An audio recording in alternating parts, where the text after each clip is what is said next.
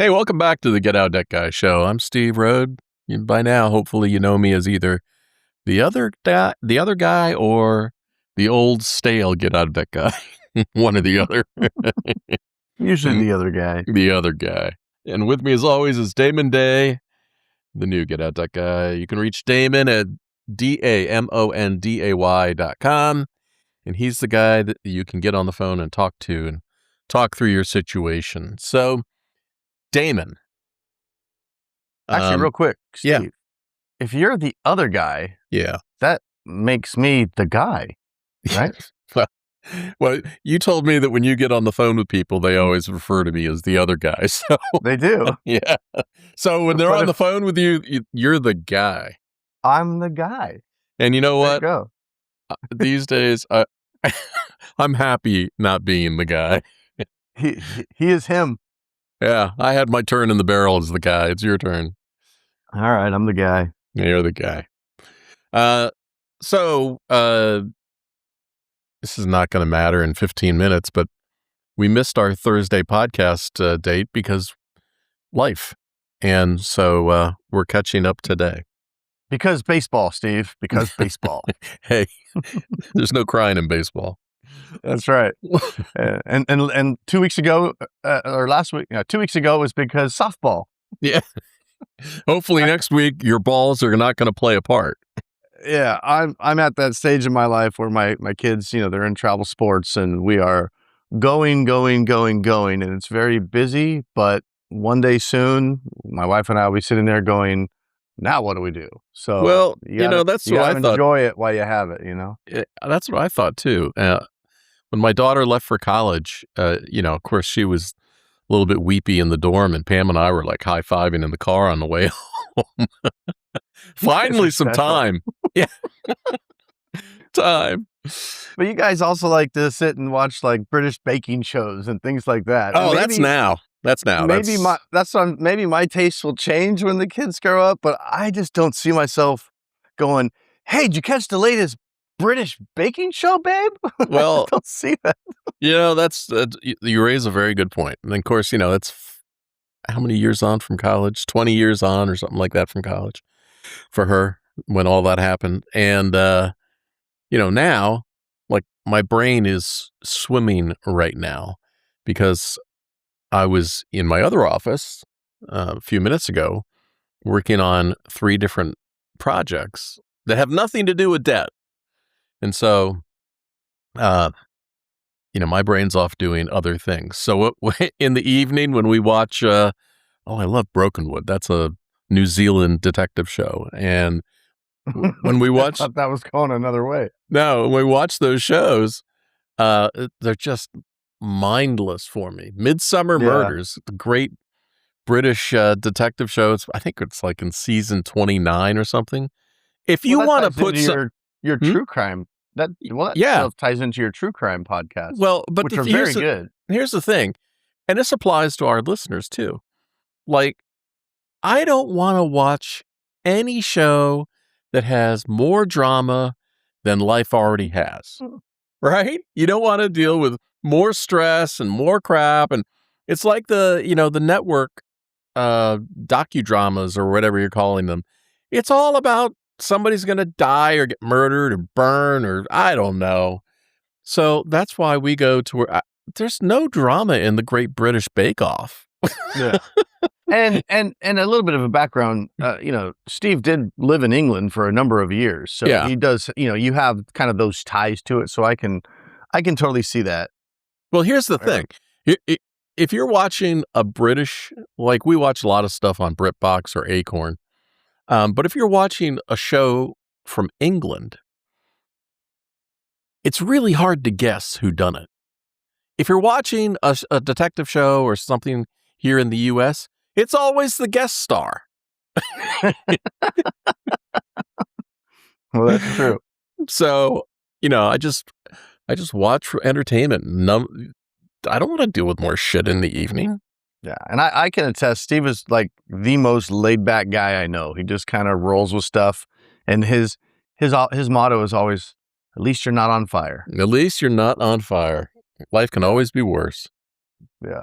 And my other motto that serves me very well too is always go for the open door. It always amazes me, like when you're walking in Target and one of the sets of doors is open and people pull on the other one. Mhm. Dude, always go for the open door. It's a sure thing. It's open. Now I've said that, you will notice. Like people will walk up to Target. This happened the other day. People will walk up to Target and I'll watch them pull open the manual door.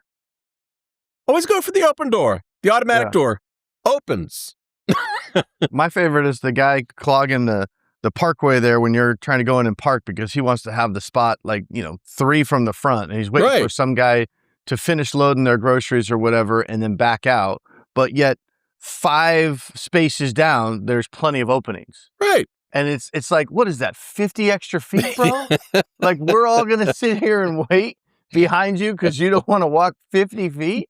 But I got Like, the come spot. on. Oh my gosh, that just killed. I'm the guy that's like, all right, where am I not getting my doors dinged? Yeah. No, I'm the guy that's parking on the South 40 on purpose. Or you get the people who want to park in the handicap spot because they have a handicap, placard in their car, not because they need it. Yeah. Yeah. I've known several people like that, including my own mother. If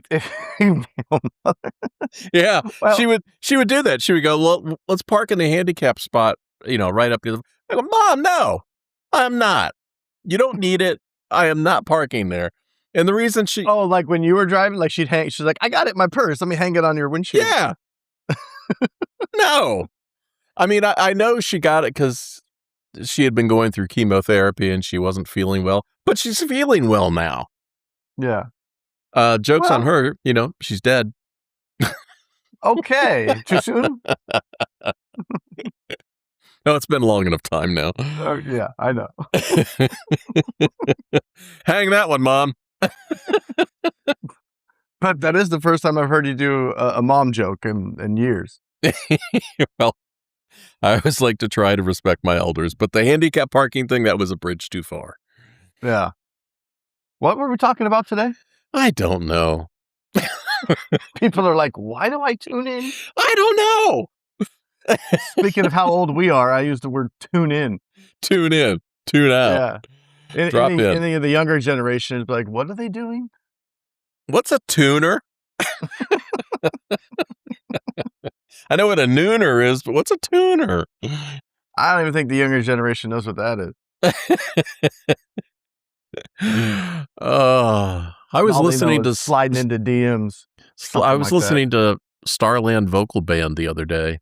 Came up on my Apple Music, and they had that song "Afternoon Delight," which is funny to listen to now because I was thinking as I was listening to it, I wonder how many young people would get the whole thing, understand the whole song. You start listening to the actual words. Yeah, oh yeah. Yeah. All right, so the reason we've been rambling is just because we've been in denial of talking about the real subject of this show. Oh, I see what you're doing. See it. See it coming. See, wasn't that good? Yeah, it's clever. See, it's clever. Damon and I, when we talk on the phone, not on the podcast, I always say we should just start recording before we actually start recording because people would hear the gold. But it's a constant struggle for me, and I don't want to speak for Damon, but helping people to get over the hurdle of denial. And we've talked about this before, but I just constantly see it. I review all of the AI Steve chats when people go to getoutofdebt.org and 3:00 in the morning and ask AI Steve their questions. And I've been asked some crazy stuff, but it's funny when it comes back and it gives people the best researched, well-reasoned answer. And people will go, no. Yeah. I am not doing that. And the whole reason is, I don't know, some emotional reason, not based on fact. Well, I think it comes down to our frustration sometimes can be summed up as, how can I figure out how to help people get out of their own damn way? I know. That's the struggle. The struggle is real. It's the My whole job Jerry is that Maguire. Jerry Maguire? Yeah, Oh, help me yeah. help you. Yeah. Yeah. Help me help Help you. you. It's so true. And I'm not, Yeah. I'm not I understand how we get in this situation. And we've all been there in our lives and everything else. And it's emotion over math. I understand. But it is so damn frustrating for me when I watch somebody make a decision based on how they might feel or something that they heard. Like, for example, in all of the research I do for the posts on the site, like the one I wanted to talk about today, I paid off my collection, so why is it still on my credit report? All of these things have two components to them. One is all the bullshit you hear people saying. I don't care if it's on Reddit or it's a personal finance guru. Everyone is repeating the same information. That doesn't make it true. It makes it repeated. And so it's always very frustrating for me when you bring up a fact and people push back with, no, I'm not going to do that because so-and-so said that's bad or wrong, or I'm going to use the Dave Ramsey thing again. Like Dave Ramsey said bankruptcy is bad. Yeah, Dave filed bankruptcy, and that's how he has the career he has. Yeah. So you're going to push back at me on that, but, let's just talk it through. That's what I love when people have the opportunity to reach out to you and talk to you is, you do get to talk it through. And I don't know, what percentage of the time do you eventually think that you come around and they finally go, oh, I get it. Well, honestly, most of the people that call me, by the time they get to the point where they reach out, Mm-hmm. a lot of them are ready. They're like, okay, my way is not working. I've been trying my way for years and years and years. Here's these two yackles on this podcast, Yeah. and they seem cool. They seem like, like just kind of matter of fact about stuff. They seem to be like throwing some truth bombs out there, which is different than I hear a lot of these shows. And you know what? Why not? Let me see what this guy has to say. So Yeah. I think a lot of times, like I said, by the time they call me, they are open, but there's still plenty that, and like, I shared the one, I don't know, last month where she actually hung up on me. I was trying to help her. Which is rare. And I don't think I've ever had that happen before. And I was just I was sitting in the Costco parking lot, remember, and I was finishing this call and had to go in and get some dog food and some stuff for a trip. I think we were going to Colorado for daughter softball, shocker.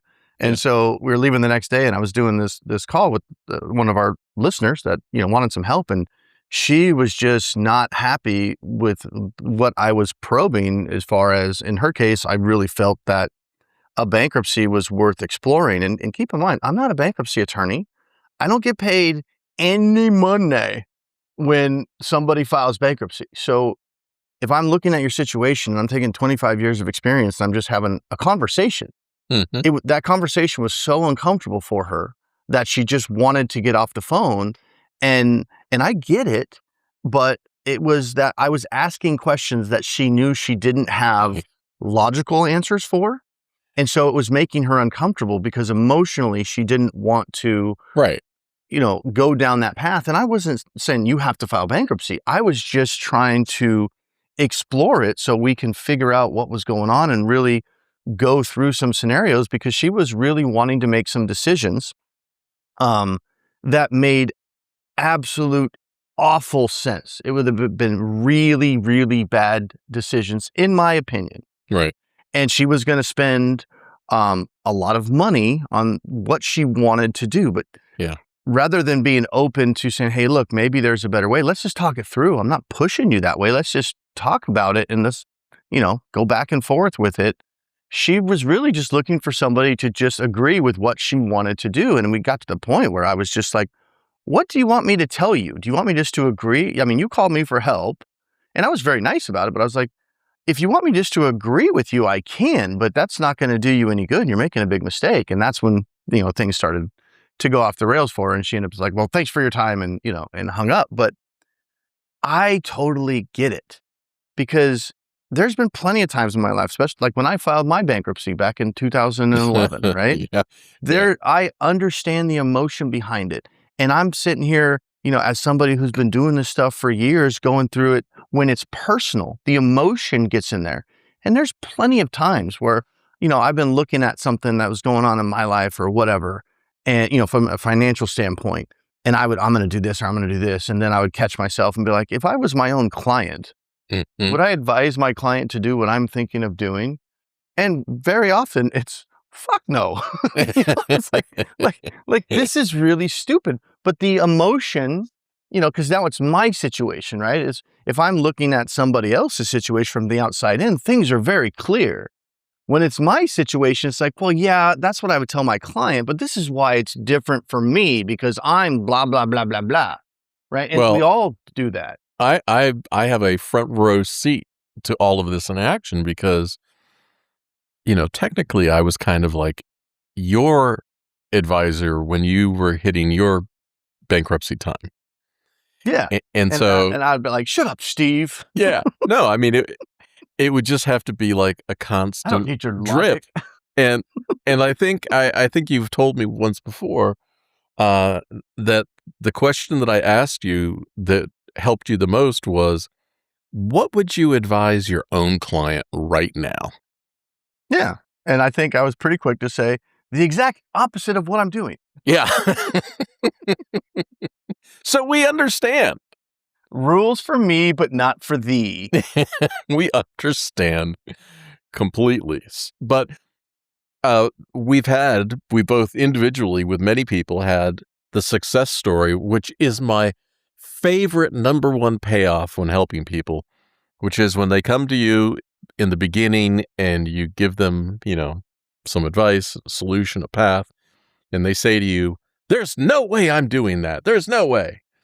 And then by the end, where you've been able to have a lot of good conversations and heart to hearts and everything else, and then they come around and they go like, yeah, I don't know why I wouldn't do that. It makes total sense. The big payoff in the end when it's all done, and then you get that text or that email. It's like, I'm so glad I found you a year ago, 2 years ago, whatever. This is what my life is like now. Yeah, you changed my life. I could never imagine it would have been like that because I was stuck in this. And, people just understand when you go to my site, damonday.com, schedule a call with me, it's free. I'm not there to push you one way or the other. I'm there to help you talk through things. Use my 25 plus years of experience, and let's talk through some things based on your scenario. Because at the end of the day, it really comes down to one simple thing I like to ask people. What is your plan? You're listening to the show because you have debt. You're not sure what to do. If you're the typical person that calls me, you've been carrying this debt for years, 5 years, 10 years. Doesn't matter why you've been carrying it. Doesn't matter why it happened. Bottom line is you're struggling. The debt is growing. You're putting gas and groceries on the cards because it's choking out your cash flow. You've tried getting consolidation loans. You've probably borrowed from your 401k. You've maybe done a 401k withdrawal. You're trying to do all the normal stuff and it's not working. And so you don't know what to do. So the biggest thing is if you've got this, paralysis of analysis and you're just trying to figure it out, you need somebody that you can talk it through with and just have an open mind. And no matter what you do, you need to have a viable plan to move forward, because not having a plan is a plan. It's just a really shitty one. Yeah. It's like the people who say, I'm not going to vote in a presidential election. Well, that's a vote.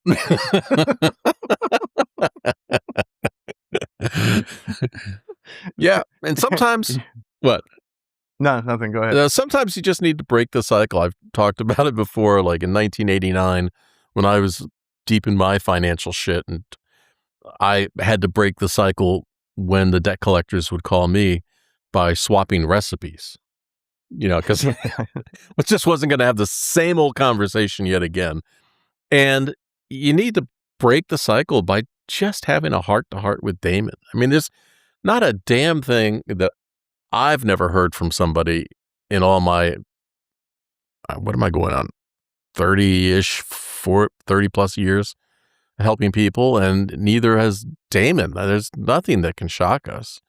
So there's no reason not just to be open and just talk it through. Yeah, and the big thing about, when you're dealing with finances and debt, and what's really hard about it is you can't go to your normal outlets, or most people are resistant for obvious reasons to go to their normal outlets. Like and for some people, even their spouses, they don't want to tell their spouses, or they're trying to protect them from this information. But, you don't call up your buddy and be like, hey, yeah, John, I got all this credit card debt. I'm not sure what to do. That's not something that you want to talk to friends, family members about, because it's, you have the shame, and you're embarrassed or whatever. But even then, does John even know what the hell you should do anyway? Why would you talk to him? No, he's just going to repeat something he heard.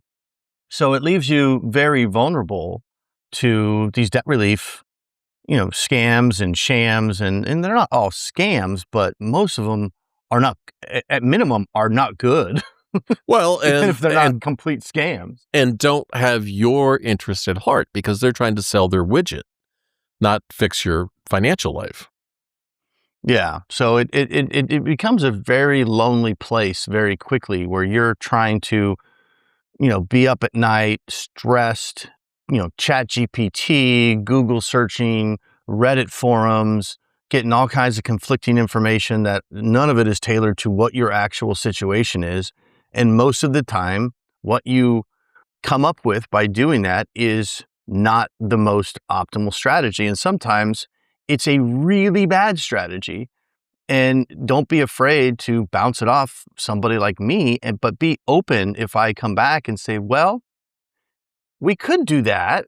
Yeah. But here's the consequence about this. Yeah.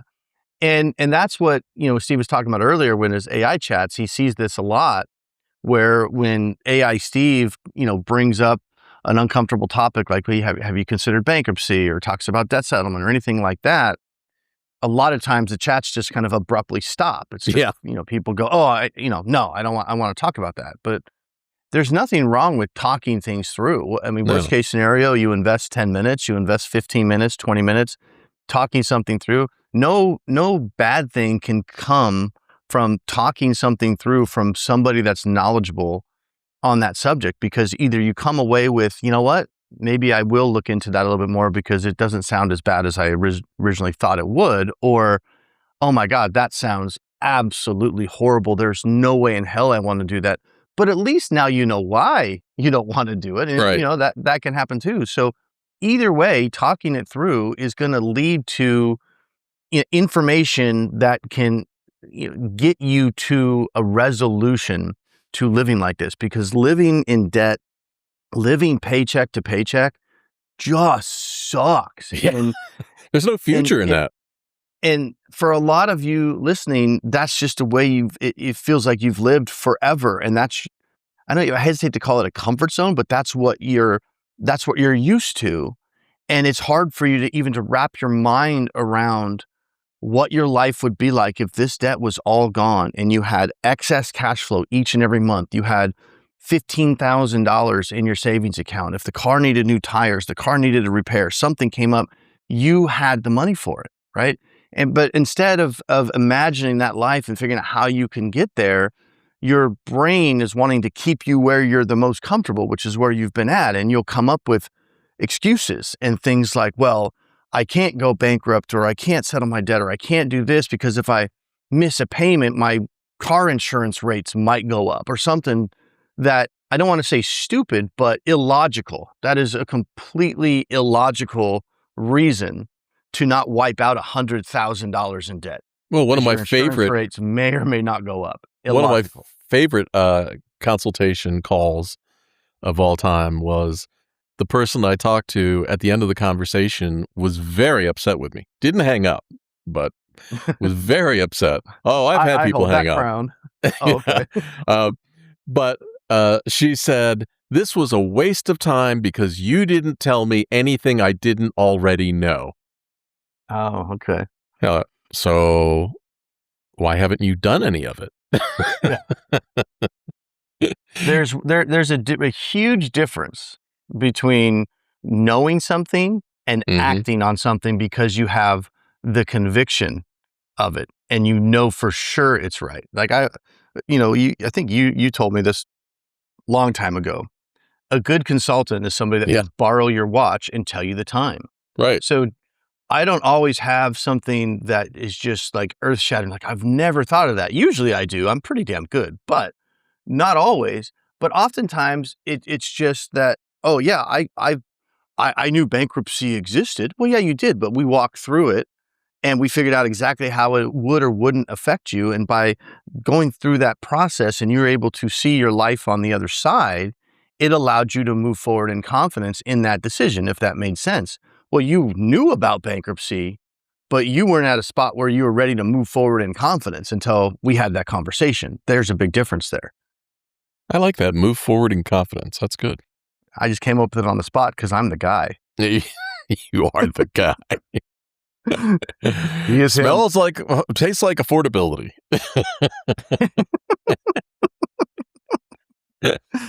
That's an insider for the longtime listeners. Yeah. Yeah, We in should fact, there's write a those really down. we should. Yeah. Yeah, there's actually a really good article on the getoutofdebt.org site. If you just go to the site, you go to the magnifying glass in the top right corner and just type in research on money psychology. And Steve wrote a great article. It's kind of like a hub of articles, really. And it's, the title is Why Financial Education Fails, Mhm. the research on money psychology and behavior. And it's a collection of articles all around this whole idea of why we make different decisions about things and why when left to our own devices, most of us make the wrong decision when we're in the moment and we're in debt and we're stressed and we're depressed. Um, and it's just a really good, insightful collection of articles. I'll just read you a couple of the titles of the articles in there. But yeah, just go to getoutofdebt.org, go to the magnifying glass and do, research on money psychology, and it'll pop right up number one. But, some of the titles of the articles: why people make the wrong debt decision, the behavioral economics of financial choice, Mhm. the psychology of debt shame, debt equals depression, um, why financial literacy classes fail. So just start going through some of those articles, especially if you're struggling. You've got paralysis of analysis. You've tried a whole bunch of things. It's not fixed the situation. And you're just at a point where you want to be able to imagine your life without this debt and what that would do for you financially, emotionally, spiritually. I'm telling you, I've been in debt and I've been out of debt. And out of debt is mo better. It's so true. It is. It is. It's so much easier. And it's hard to be a laid back guy like Steve and watch British baking shows if you have debt. You can't Yeah, relax. that's true. But Steve doesn't have debt, so he can watch the Great British Bake Off, right? Love I that show. mean, you got to get to that point where you can choose, you know what I'm going to do? I'm going to sit down and watch the Great British Bake Off. Yep. All right. So, I mean, a good example of that is when I was living in England, I was invited to a committee meeting in Parliament to talk about developing financial literacy education in England. And everybody sat and talked and said the same old speaking points you always hear. And they came around to me and I went, yeah, it doesn't work. I hear what you're saying, but if you look into the facts and the statistics, it does not work. Why do you want to do this? And the answer was, well, because we've appropriated money to spend on this, so we're going to do it. Yeah. All right. Yeah. You do you, boo. Well, what did you say at the beginning of the show? Just because you see some advice everywhere doesn't make it right. It makes it repeated. Mm-hmm. Yeah. It's the And, same problem with AI. I mean, one of the things that I've learned, I use all sorts of different AI engines every day, all day long, and for different projects I'm working on. And one of the things that I have learned is, I don't care if it's ChatGPT or some other engine, all of these things were trained on what was on the internet. Mhm. That didn't make it right. Yeah. So oftentimes when I'm having a discussion with AI and it comes back and it gives me an answer, I've said directly, yeah, but that is factually incorrect. It will come back and say, well, it's based on my training data from before 2024, and it was just I've never looked into it. I'm just repeating Yeah.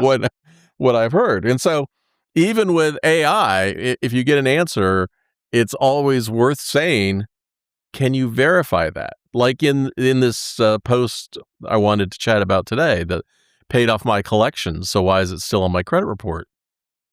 Every fact in that post that is stated is linked to where it came from, so you can verify it yourself instead of just reading something or believing something. This is why it's so important to talk to Damon, so that you can actually work through these things that people assume all the time. Like, here's the classic one. Again, talk about bankruptcy, but, I am not going to file bankruptcy because it is immoral. I need to honor my promises. I have an obligation to pay that debt. And by the end of it, you're having that same conversation and you say to somebody, I know you were dead set when you came in here that you had an obligation to pay that debt. Now that we've talked about it and you understand it better, there's nothing that prevents you from repaying your debt after you file bankruptcy. And 100% of the time, over my 30 plus years, the answer has always been, why would I do that? Yeah. And not only that, if you did take that approach, you would then have the wiggle room, if you will, to repay that debt under your own terms. Yeah. Because you're not legally obligated to pay it back anymore, rather than try to do quote unquote the right thing and then end up having the creditor just eventually sue you, get a judgment, and garnish your wages, all because you tried to do the right thing. Yeah. Rather than settling the debt way earlier or filing bankruptcy or whatever. And I'm just looking at this, the article, the hub that I mentioned before on the getoutofdebt.org site. And here's one of the articles, The Psychology of Debt Shame, what neuroscience and research actually shows. And it's talking about the neuroscience behind why shame makes debt worse, not better. And this is kind of along this idea of, bankruptcy gives me that feeling of shame, right? Yeah, I don't wanna failure, give shame. up. I'm Yeah. a failure. And so I'm going to keep on keeping on. But all you're doing is making the debt worse, making the situation worse, just spending, tens of thousands of dollars on interest for years and years and years trying to do the right thing because bankruptcy seems so shameful. So that emotion is what is costing you money, rather than taking a more objective look at and be honest with your situation, be honest with where you're at. And a lot of people are listening to this going, no, I'm going to have a plan. We're going to pay this off. I'm going to get the bonus. I'm going to get this. How many times have you made up a plan like that over the last few years? And this is going to happen. I'm going to get this better job and I'm going to get and yet nothing changes. Or you make a little bit of progress and then boom, the car breaks down, or you have a medical situation and boom, debt's back on the. How many years have you been gonna pay this debt off? How many years? And it hasn't worked. And how much has that cost you? And so, being able to sit down and work it through with somebody, take the emotion out of it, run the numbers, run the scenarios, is a very healthy exercise. And again, if you come away with the phone call and you think I'm just an idiot, well, you don't have to take any of my advice. You blame it on the other guy. Yeah.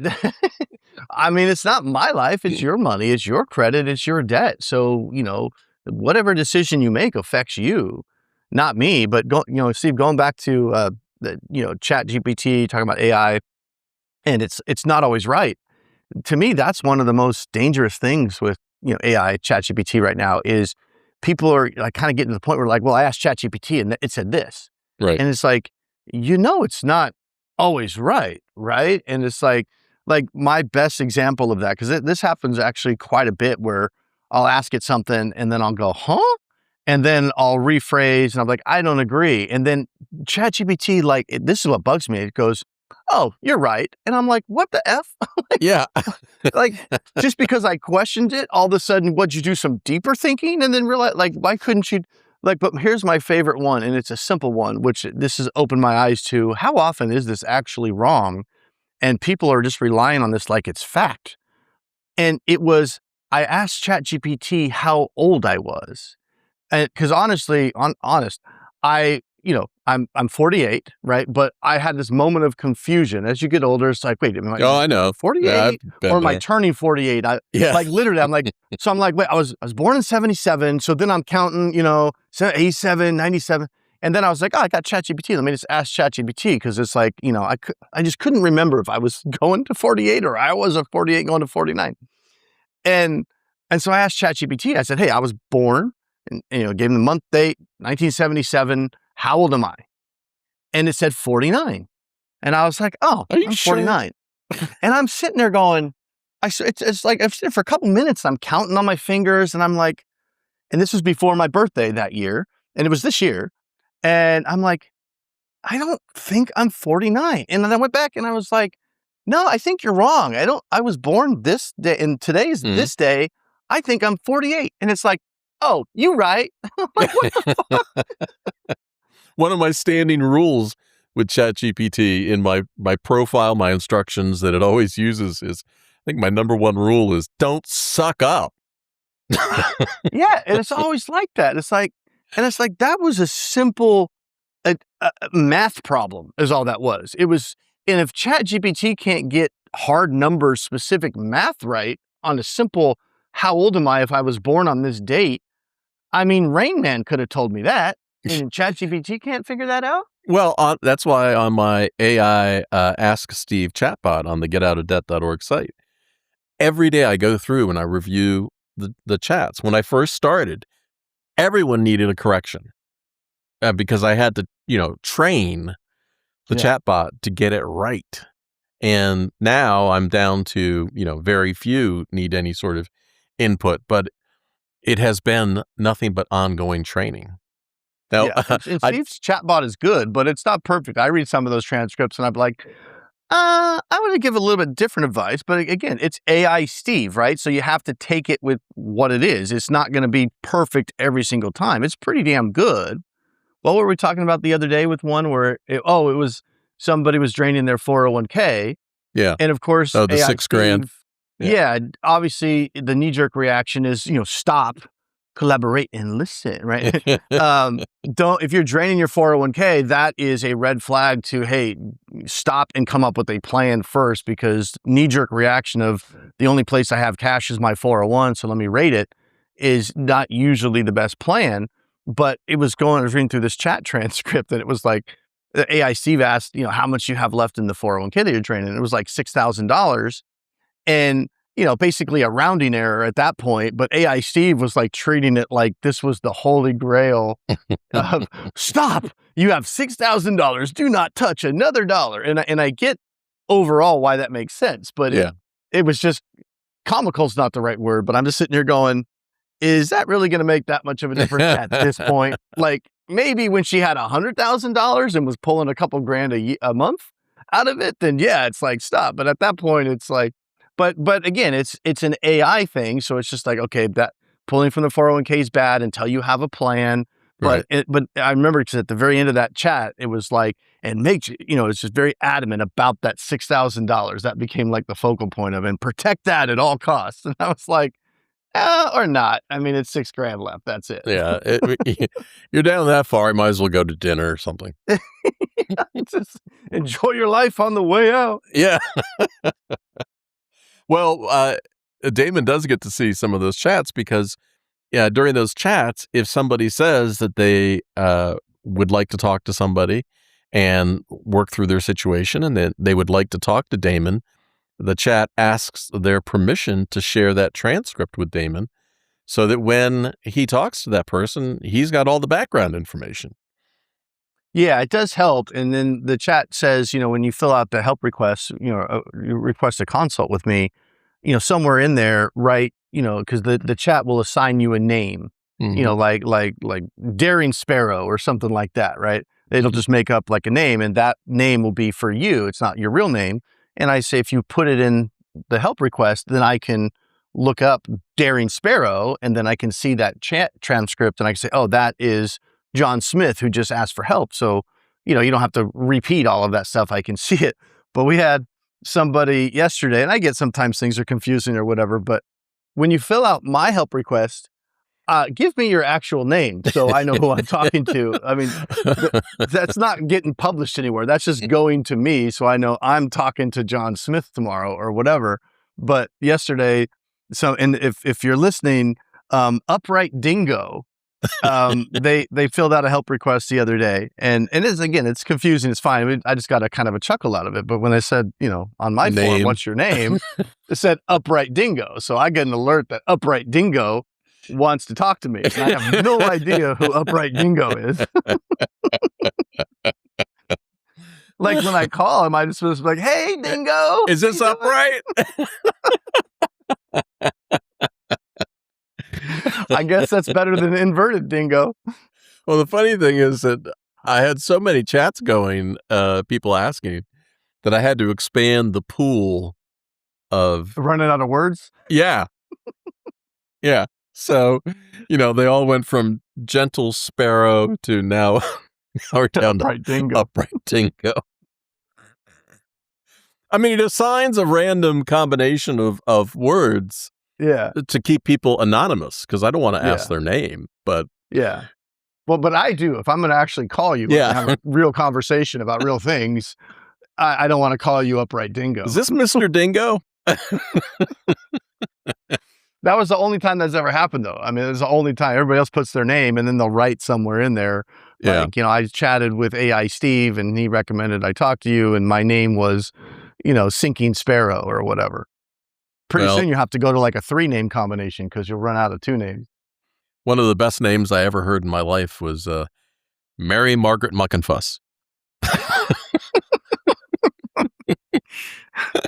Okay.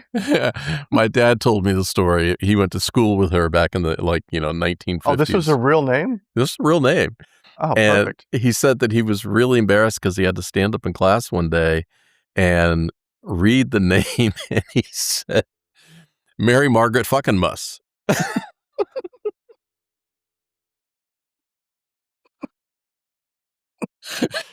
No, it's the 3 M's. Yeah. Mary Margaret Muckenfuss. Well, I think the big takeaway from this call is be honest with yourself. Yeah. Come up with a plan. You want to talk to me, we can walk through it, come up with a plan. That's fine, but you have to be honest with what your plan actually is, and it can't be more of the same. This year I'm going to do this. This year's going to be different. If it's more of the same, I'm going to cut my budget. All that stuff is fine, but you're trying to do traditional solutions in a non-traditional environment right now. I mean, prices are skyrocketing everywhere. And the old, just, cut this and cut that and do this and eat beans and rice. Hey, you do you, boo, if you and your family can pull that off right now. But last time I checked, everything's about twice as much as it was 5 years ago. Mm-hmm. So unless your income is double, you're going to have a real hard time doing that. Well, I was going to talk about this whole collection thing. It's a post worth reading. Get Out Debt Guy, getoutdebt.org. We can skim through it. You're the editor. Yeah, I know, but my brain's been 45 minutes into this. He's like, I got that great British Bake Off. Call him my name. Yeah. I mean, just to cruise through this really quickly, it's a good example of why you read something on Reddit and it's not the whole story. So you get the person that says, I paid off an old collection account. Why is it still on my credit report? All right, then now we're into you got the 7-year clock, but when does it start and when does it stop? And is it really 7 years? No, I mean, technically it's 7 years and 180 days that has to fall off your credit report. But if you went delinquent and started making payments and then you fell behind again, when does the time actually start? And here's where it gets mind melting to me. is whether your credit score depends on what you did, whether you paid it at all. Because these days, you've got FICO 9 and FICO 10 that disregard third-party collections that are paid in full. Okay, so you went back and paid it. It's still on your credit report. Doesn't matter if they're using FICO 9 or 10, but if a lender is using FICO 8, then it does count. But here's the part that blows my mind. If you're going for a mortgage and it's a Fannie Mae or Freddie Mac mortgage, they're still using FICO 2, 4, and 5, which don't even include that. But then another lender might use a Vantage score. See what I'm saying? You can't just go by one thing that you heard, because it's a freaking onion with just lots of layers. Well, and this is why knowledge of how this stuff works is power, because the Vantage score is like the score that you get if you sign up for a free account at Credit Karma. Mm-hmm. That's your Vantage score, which is different than your FICO score. If you want your actual FICO score, you need to go to myfico.com, and you can get, I think, Experian for free. But if you want the full actual, 3-bureau credit report, you do need to pay for it, which is worth paying for if you are trying to buy a car, buy a house, or make a purchase that is going to have, an interest rate that could essentially cost you thousands and thousands of dollars over the next 15, 20 years or whatever.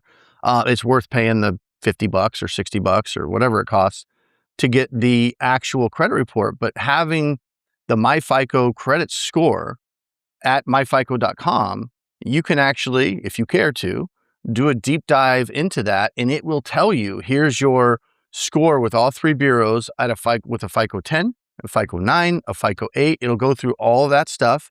It'll give you your score if it's a mortgage, a lender for a mortgage pulling it up, because it's a different score. Yep. And everybody goes, oh, my credit score is 720. It's like, you have no idea what you're talking about. Right, yeah. You have no idea what your credit score is. Nobody uses the consumer score that you see.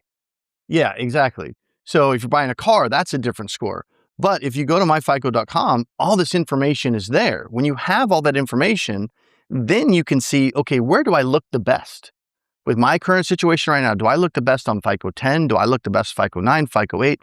Where do I look the best? And what bureau do I look the best? Because you could have, okay, my FICO 9 score between Experian, TransUnion, and Equifax could vary by 100 points. Yeah. Right? So you figure out where you look. Guys, it's all a game. It's just a freaking game. Just learn how to play it. It's just a stupid game. So you figure out where you look the best. Now you have that information. You want to get a mortgage or you want to buy a car. Now what you're going to do is you're going to go shop for the lender that uses the model and the credit report that you look the best with, right? So well, you've called up lenders and said, absolutely, what bureau and model are you using? And they tell you, and you go like, thanks anyway. Click. Yeah, that's exactly what you do, right? So I look the best with a TransUnion FICO 9 or whatever that is. So I want to get a car loan or whatever. Okay, I'm going to go call this credit union, or I'm going to shop around. Oh, this is a good rate. I'm going to call them up. Now, I don't have them pull my report or anything like that. I start asking questions like, hey, when I get a loan, what FICO scoring model do you use? Usually the first guy has no idea what I'm talking about. So they'll have to, move me up in the chain there. But eventually I'll get somebody that say, oh, we use FICO 8. We use FICO 9. We use whatever. Okay. Well, if that bank uses the FICO that I'm not looking as good, thank you very much. And you dial for dollars, guys, till you find somebody. Oh, we pull FICO 9. Okay, great. Which bureau do you pull from? Sometimes they'll pull from 2 different bureaus. Sometimes it's just one. Well, if I'm a 750 on TransUnion and a 685 on Equifax, and they say, oh, we pull from Equifax. No, thank you very much. Have a good day. I'm going to get a higher rate if I go with that bank because they're pulling from Equifax. So as complicated as this stuff is, and as much as it sucks, if you understand it, it's like having an advantage over the house. Now you can flip the script, and now you can use this information for your benefit instead of just going to a random lender. They pull your score, which is a hard pull on your credit, and then they tell you what you have to pay. And you go, oh, that sucks. I thought my score was better. Oh, well, shoot. Okay, I guess I'm going to pay a 6% interest rate on this instead of the 4. Like, no, you don't have to just take what they tell you. Find the lender that matches best with you. It's a stupid ass game. Just learn how to play it.